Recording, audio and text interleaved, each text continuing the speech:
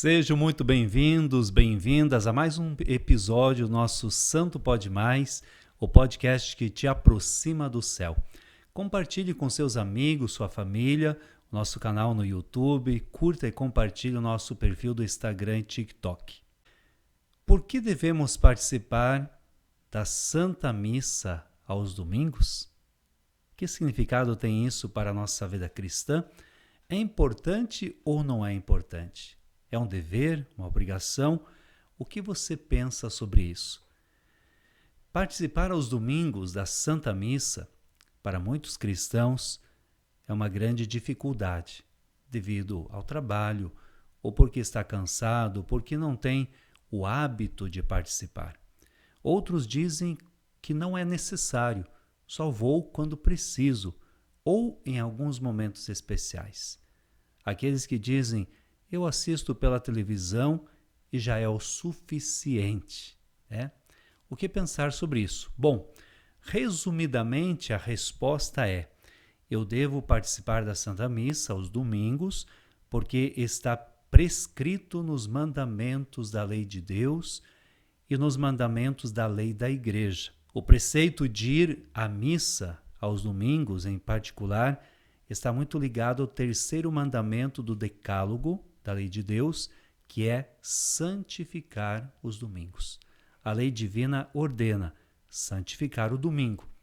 E a lei da Igreja, no primeiro mandamento, manda participar da Santa Missa. São coisas distintas, mas estão intimamente ligadas.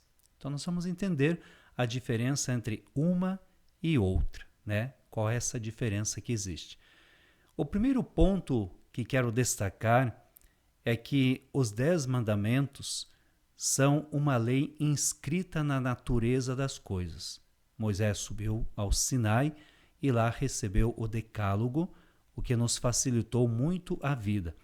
Mas não era absolutamente necessário que Moisés recebesse os 10 mandamentos. A própria sabedoria humana seria capaz de os descobrir na experiência cotidiana e a partir da experiência com Deus e com a própria natureza por ele criada. Por exemplo, o homicídio não se tornou pecado quando Moisés desceu do Sinai com as tábuas da lei. Já o era antes, desde a criação, e continuaria a sê-lo com ou sem a lei escrita. Na verdade, as leis de Deus são para homologar oficialmente o que já estava prescrito na vida humana. O terceiro mandamento, baseado na realidade de que, se Deus tem autoridade sobre as nossas vidas, é preciso dedicar-lhe tempo. A nossa vida é feita de tempo. Deus pede ao ser humano tempo para rezar, para estar com Ele, tempo para meditar, para refletir, tempo para cessar o trabalho, tempo para amar. O ser humano, feito por Deus e para Ele, precisa dar a Deus algo do seu próprio tempo, né? No entanto, o pecado original introduziu em nós uma série de desordens e a consciência do ser humano tantas vezes se deixa obscurecer pelas paixões e pelo egoísmo, e é por essa razão que Deus quis nos certificar da lei moral presente na natureza das coisas. Ou seja, está inscrita na natureza do ser humano a necessidade de dedicar tempo ao culto divino. Moisés sobe o Sinai e recebe de Deus a seguinte revelação, registrada no livro do Êxodo: lembra-te de santificar o dia de sábado. Trabalharás durante 6 dias e farás todas as tuas obras. O 7º dia, porém, é o sábado, dia de repouso consagrado ao Senhor teu Deus, não farás nele obra alguma. A santificação do sábado, tal como Deus a revelou a Moisés no Antigo Testamento, implicava cessar o trabalho em honra da criação. O Senhor fez o mundo em 6 dias e no 7º descansou. Então, a fim de olhar para o Criador, com quem o povo de Israel fez uma aliança, devia-se cessar de trabalhar um dia por semana. E na antiga lei isso era feito a cada sábado, o 7º dia. Durante séculos, de fato, o povo escolhido observou esse preceito. Contudo, não era estritamente obrigatório ir à sinagoga ou ao templo de Jerusalém aos sábados. Não havia tal prescrição. Havia sim a necessidade de cessar o trabalho, mas por uma razão concreta, que é prestar culto a Deus. Então era apropriado que no sábado o povo se reunisse para a liturgia na sinagoga. Então os judeus faziam desta forma. E a partir de Jesus Cristo, o Deus encarnado que morreu na cruz e ressuscitou no domingo, chegou à plenitude dos tempos. A obra da criação é restaurada em Jesus Cristo. O homem é redimido. E os cristãos começaram a ver no domingo, o dia depois do sábado, como uma espécie de 8º dia da semana. No domingo, o primeiro dia da semana coincide com o 8º dia, como se Deus continuasse a sua obra, aperfeiçoando-a. Com a ressurreição de Nosso Senhor, os cristãos passam a consagrar ao culto divino não já o sábado, como vinham fazendo os judeus, mas o dia seguinte, em honra tanto da ressurreição quanto da obra redentora em geral. Era natural que tal dia viesse a chamar-se domingo, ou o dia do Senhor, porque a ressurreição de Jesus aconteceu no domingo. São Justino, lá nos primórdios do cristianismo, ele dizia assim: reunimo-nos todos no dia do sol, porque é o primeiro dia após o sábado dos judeus, mas também o primeiro dia em que Deus, extraindo a matéria das trevas, criou o mundo, e nesse mesmo dia Jesus Cristo, nosso Salvador, ressuscitou dentre os mortos. Então o domingo se distingue expressamente do sábado.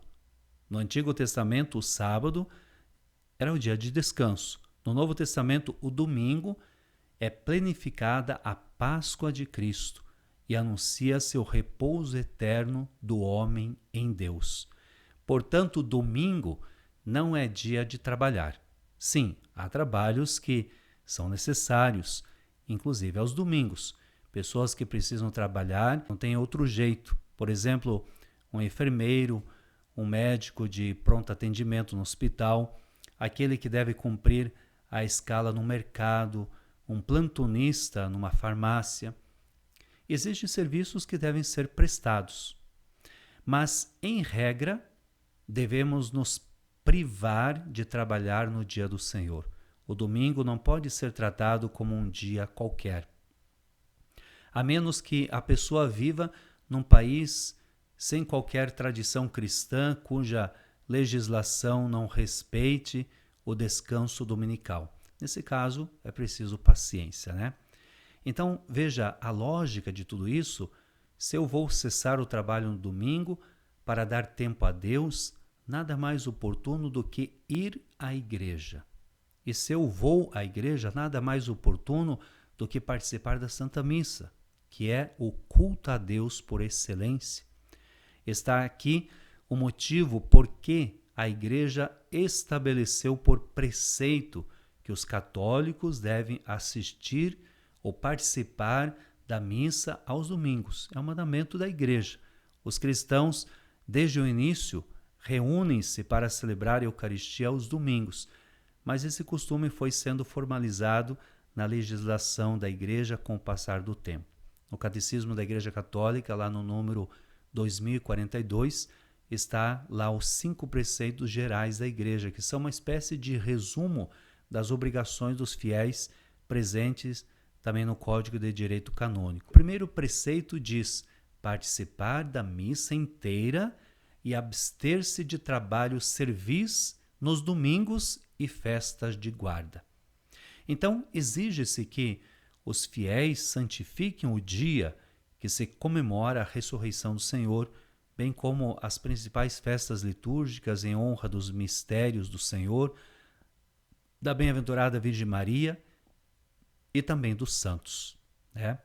A igreja declara como sendo de preceito, sobretudo participando na celebração eucarística, em que a comunidade cristã se reúne, ou onde não há a Santa Missa, participando da celebração da palavra com a distribuição da Eucaristia. E descansando de trabalhos e ocupações que possam impedir a santificação desses dias. No Código de Direito Canônico, no cânon 1247, se diz assim: no domingo e nos outros dias de festa de preceito, os fiéis têm obrigação de participar da missa.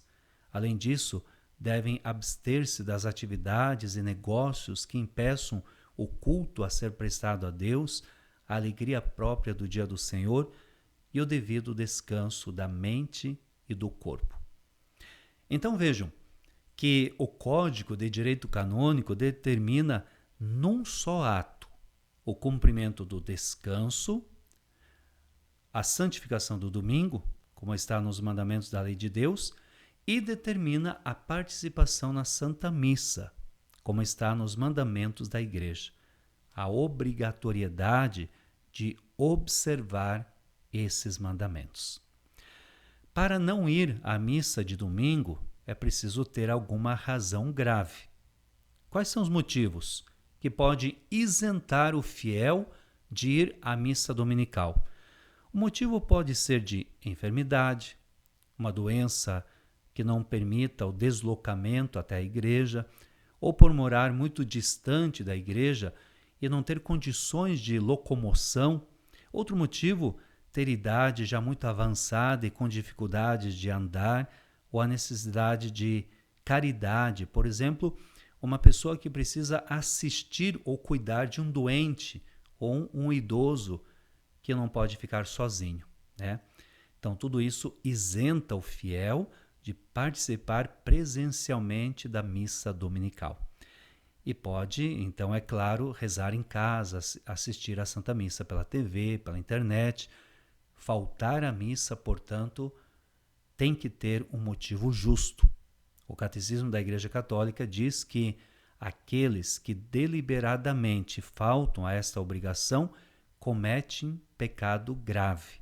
Vale ressaltar, não é pecado mortal, mas o pecado grave. Quando cometido, devemos buscar, quando possível, o sacramento da confissão. Bom, então, resumindo, o terceiro mandamento diz para santificar o domingo, ou seja, cessar as atividades, para dedicar tempo a Deus e ao culto. Isso pode ser cumprido em qualquer lugar. Aquela pessoa que mora num lugar muito distante da igreja e que é impossível ir até a igreja, à missa, que dedique um tempo de oração no domingo, individual ou com a sua família. Para quem mora na cidade e tem missa no bairro, então aí não há desculpa, tem que se organizar para ir à missa, a menos que alguma razão grave o impeça. O Código de Direito Canônico especifica que quem participa da missa na tarde do dia anterior ao domingo, ou seja, no sábado à tarde ou à noite, satisfaz ao dever de participar da Eucaristia. Então, na véspera do sábado, a liturgia que se celebra já é dominical. O fiel que participa da Santa Missa na véspera do sábado já está cumprindo a obrigação de preceito, né? A obrigação de estar participando da missa dominical. O Catecismo da Igreja Católica diz que a participação na celebração comunitária da Eucaristia Dominical é um testemunho de pertença e de fidelidade a Cristo e à sua Igreja. Assim, os fiéis atestam sua comunhão na fé e na caridade, dão simultaneamente testemunho da santidade de Deus e da sua esperança na salvação, reconfortando-se mutuamente sob a moção do Espírito Santo. Então vejam que a oração na comunidade ela tem um profundo significado espiritual e de comunhão. São João Crisóstomo dizia: não podes rezar em casa como na igreja.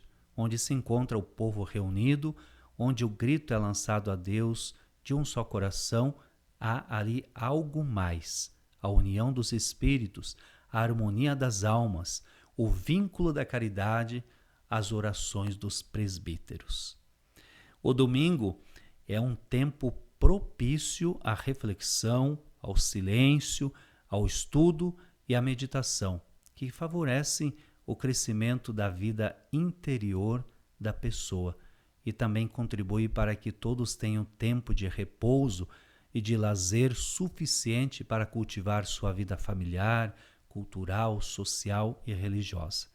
Vivamos, pois, com mais consciência este mandamento sobre o culto devido a Deus por meio de sua máxima expressão, que é a Santíssima Eucaristia. O domingo, lembremos sempre, é o dia do Senhor, é dele e para ele.